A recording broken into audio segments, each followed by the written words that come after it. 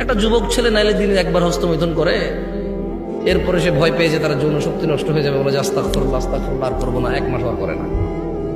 নাহলে 15 দিন একটা মেয়ের সাথে কথা বলে, নাহলে একটা মেয়ের পিছনে 1 বছর টার্গেট দিয়ে ঘুরে ঘুরে বিয়ে করবে, একটা অপরাধ জেনা। একটা লোক নাহলে 1 বোতল মদ খাইছে বন্ধু বান্ধব নিয়ে বৈশা, মদ পৃথিবীর মানে অন্যতম অপরাধের মধ্যে একটা, কারণ এই মদ খেলে মানুষ জানাও করে, মদখোর জানাও করে, অশ্লীলতা জড়াই পড়ে। এখন এই 1 বোতল মদ খেলো, পরের দিন আরে সব মানুষ কি ব্যবসায়ী হয় নাকি? এই এলাকার পোলাপানে সিগারেট খায়, খুঁজা খায়, আমি জানি এরকম বহুত পোলাপান আছে, দোস্ত একটা দিই, তার কাছে টাকা নাই একটা সিগারেট খাওয়ার, তো তাহলে কয় প্যাকেট সিগারেট খাই দিন? অত টাকা নাই তো, ওর আব্বরে যে টাকা দিয়েছে, স্যান্ডেল কিনছে, জুতা কিনছে, মোবাইলে রিচার্জ করছে পাবজি খেলার জন্য, প্রেমিকার মোবাইলও কিছু টাকা পাঠাইছে, এরপরে কয় টাকা টাকা সিগারেট খাওয়ার জন্য? ভাই ওর বাপ 1 লাখ ইনকাম করে, 4 বারে পকেট খরচ দেয়। তো দেখলাম যে আমি যখন ছোট ছিলাম চিন্তা করলাম যে আসলে সে যে অপরাধ করে, অপরাধের একটা সীমা আছে। আপনি একটা মহিলার সাথে ঘুমালেন জানা করতে, কতক্ষণ তার সাথে ঘুমাবেন? কতদিন লাগাতার এভাবে আপনি জানা করেন? আমি চিন্তা করলাম 99টা দফতর খুলবে অপরাধের। হাউ আমি তখন যখন ওই যে আরো ছোট ছিলাম, আমি সৌদি আরবে ছিলাম তখন, তো সৌদি আরবের পোলাপাইনের যে আমার বন্ধু বান্ধব, তাদের অপরাধ, সৌদি পোলাপাইন আর আমি কি সমান? এমনি ছোটবেলায় সাইকেল টাইকেল চালাইছি ওদের সাথে, একলা পাহাড়ের উপরে বসে মুরগি টুরগি জ্বালায় খাইতাম। তো এদের অপরাধের মধ্যে দেখতাম যে গান শুনে 2-4টা গালাগালি করে, মাঝে মধ্যে 1-2টা সিগারেট খায়, এর বাহিরে ধরেন এইগুলা কমন অপরাধ আর কি। হ্যাঁ, এর মধ্যে ধরেন কতক্ষণ গান শুনে, কতক্ষণ আস্তাগফিরুল্লাহ আস্তাগফিরুল্লাহ, সৌদি পোলাপানের কথা বলতেছি। হ্যাঁ, ওই বন্ধুর একটা ঠুস করে একটা গালি দিয়ে দিল, গালি দিয়ে বললো যে লা হাওলা ওয়ালা কুওয়াতা ইল্লা বিল্লাহ, সর তুই সর, তুই থাকলে গালাগালি হচ্ছে। মানে দেখতেছি ইনস্ট্যান্ট আবার সে আল্লাহর কাছে ক্ষমা চাচ্ছে, এই অপরাধ করতেছে। তো আমি যখন এই হাদিস পড়লাম যে একটা মানুষের সামনে আল্লাহ বিচারের মাঠে 99টা দফতর খুলবে, দফতর, শুধু এগুলো সব অপরাধ।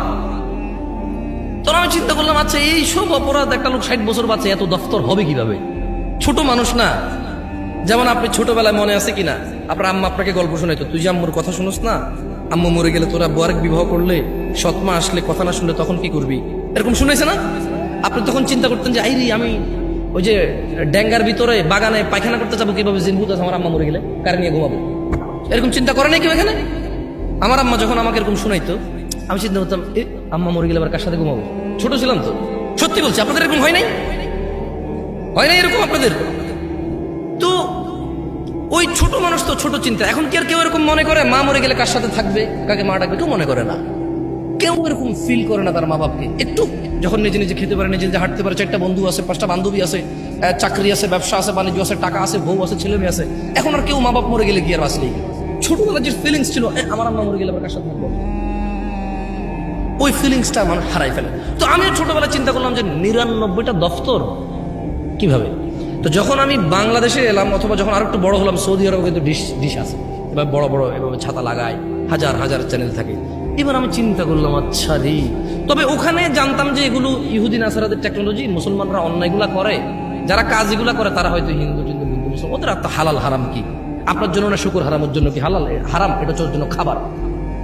বুঝতে পারি নাই মনে হয় আমি। আপনি পরনিন্দা করলে এটা আপনার জন্য না গীবত? অনেকের জন্য তো এই মাসলা মাসাইলই নাই ওর দিনের মধ্যে, যেটা কি মাসলা কি মাসাইল, ঠিক না? তো আমি যখন এখানে আসলাম, আমি দেখলাম যে হ্যাঁ, আমার গ্রামে আমার আপন কাজিন ব্রাদাররা বা আড়াতো পাড়াতো ভাতিজা, ওরা বললো কি ডিশ ব্যবসা নিয়ে আসবে। আমি বললাম যে ভাতিজা, ডিশ ব্যবসা করবি, যত মানুষের সিনেমা দেখবে, ওর একক ব্যক্তিগুণা, কিন্তু এই যে তুই যেটা দেখাচ্ছিস, তোর সেম গুণাটা আসবে, তো তোর তো এটা অনেক পাপ হয়ে যাবে। পুরা গ্রামে প্রায় এই পুরো আশপাশে 4-5টা, পুরো ইউনিয়নে 27টা গ্রাম, তুই যদি একলা এগুলো ডিশের সার্ভিস এগুলো দেস, যত মানুষে গান শুনবে, সিনেমা দেখবে, তোর উপরও তো গুনাহ আসবে। সামান্য কয় টাকার জন্য এত গুনাহ, কিভাবে তুই এটা পরে আল্লাহকে রিপে করবি? আর মানুষের গুনাহ তো, মানুষও এটা মানুষ রিলেটেড তো সমস্যা। আমাকে বললো যে কাকা, আমি না দিলে অন্য কেউ তো দিয়ে দিবে, তাহলে ইন্টারনেট ব্যবসাকে কি বলো কাকা, বলো? তার মানে তার এটা হারাম, সমস্যা নাই, কারণ ইন্টারনেট ব্যবসা তাহলে কি? মানে এরকম।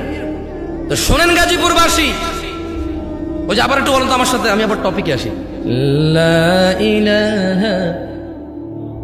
দেখছেন কি সুন্দর লাগে না? মাশাআল্লাহ। এটা হচ্ছে আমাল। এটা হচ্ছে কি? এটা কি? এটা মানুষ ব্যক্তি আমল করবে। আমি আসতেছিলাম যে লা ইলাহা ইল্লাল্লাহ এটা কত বড় জিকির সেটা বলতে আসতেছিলাম।